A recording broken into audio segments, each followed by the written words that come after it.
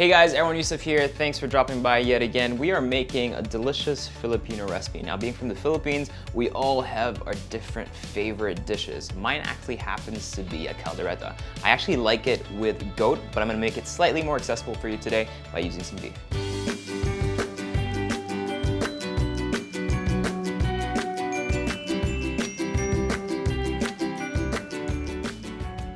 Now, Kaldereta is a stew-based dish, right? So what does that mean? Usually you'll have lots of flavors, lots of different elements. You have some liquids, some solids, some bones, some broth, all coming together so that when you cook it for a long time, it gets really kind of luscious and creamy.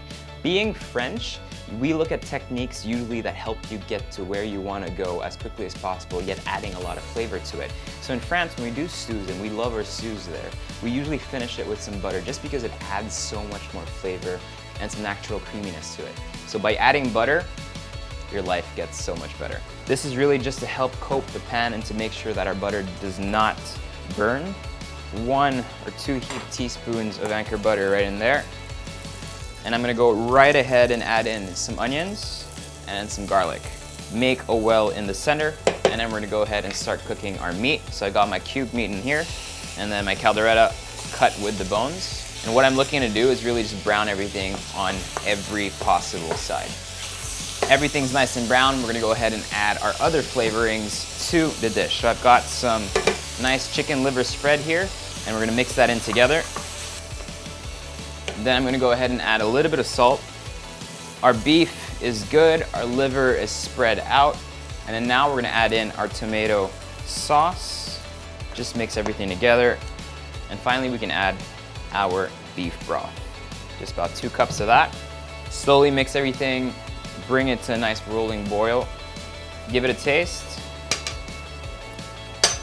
That tastes pretty good. Now for the chili. So a lot of people would actually add this with the garlic and the onions when we're cooking everything together. And in the same time where we're adding our bay leaves. You're adding them right before they go into the pressure cooker. That way you get all the flavor without those like burnt bits and small bits that you don't want to have. So we're gonna go ahead and just slice our chili up. Now that all this is beautiful and together and that color is just so intoxicating already, we can go ahead and transfer this into a pressure cooker. Go ahead and close it. When I use pressure cookers, I like using actual fire. This is why we're doing it behind. So that's secured and good to go. So while waiting for that to cook, we're gonna go ahead and prep our other ingredients. I've got 1 carrot over here. So at this point, you might be asking yourself why we're not doing this in a traditional way. It's just, I feel sometimes Filipino food and Filipino traditional recipes, there's a lot of shortcuts because people used to do it just really kind of quickly and not take their time with it. So it's really important for me to kind of look at a dish and see, all right, how do I personally think I can make it better and turn it into something that I prefer to eat? So basically by blanching the carrots and the potatoes, I really just keep the integrity of the vegetables and they're really nice and crunchy. Same thing goes for the red bell peppers, the olives, and the capers that we're gonna add later. Cube with my potato. Cube that up as well. Pinch of salt in the water when you're blanching vegetables is really important because it keeps it and seasoned it already. And we're just gonna blanch this for about 10 to 15 minutes until everything's nice and tender. While that is happening, might as well finish off all the other ingredients. So I've got some green olives over here, some capers. I'm just really gonna roughly chop my green olives, and then we're gonna add some capers to that as well. We're gonna make a really kind of quick gremolata, just to put right on top of the stew. Start by grabbing some curly or some flat leaf parsley. We'll remove the stems completely. Chop that up nicely. Go ahead and grab your lemon. Use a little bit of the zest, and then go ahead and run your knife through it one more time.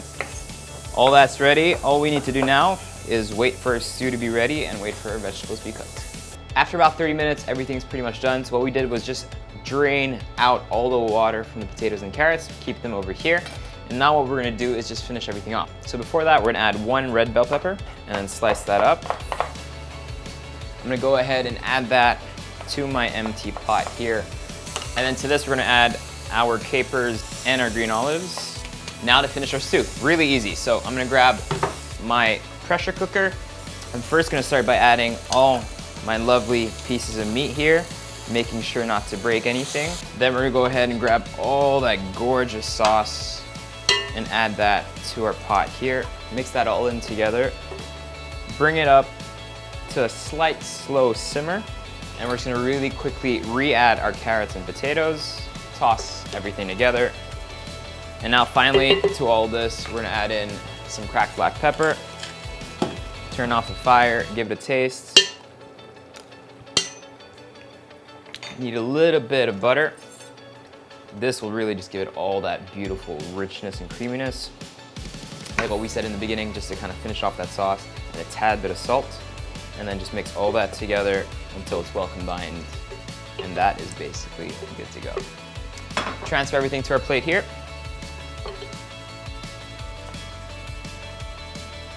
We're gonna finish that off with just a little bit of our lemon rinds and parsley. So it may not be your most traditional recipe for caldereta, but trust me, it is so delicious. If you make this at home, no one will question the integrity that you put in there and the flavors that are in there, because it just tastes so authentic and it's so delicious. Finish it up with some butter, eat this with rice or with no rice, you'll love it. So why do I love butter so much? Because it has that whole milk syrup that only real butter can bring. And take my word for it, it's better for you. Don't believe me? Click the link on your screen to see why whole milk matters when it comes to butter.